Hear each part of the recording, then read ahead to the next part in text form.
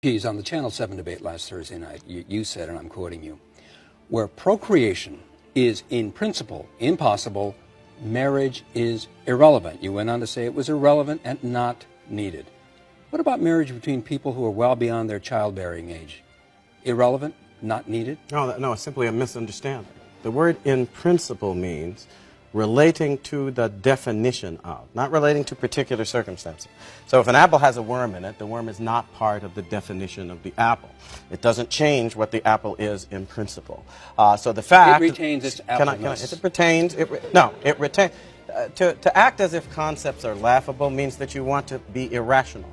Human beings reason... You said it was irrelevant and not needed. Human beings reason by means of concepts and definition. We also make laws by means of definitions. And if you don't know how to operate with respect for those definitions, you can't make the law. An individual who is impotent or another who is infertile does not change the definition of marriage in principle. Because between a man and a woman, in principle, procreation is always possible. And it is that possibility which gave rise to the institution of marriage in the first place. As a matter of law, as a matter of law possible and in principle. But when it is impossible, as between two males or two females, you're talking about something that's not just incidentally impossible, it's impossible in principle.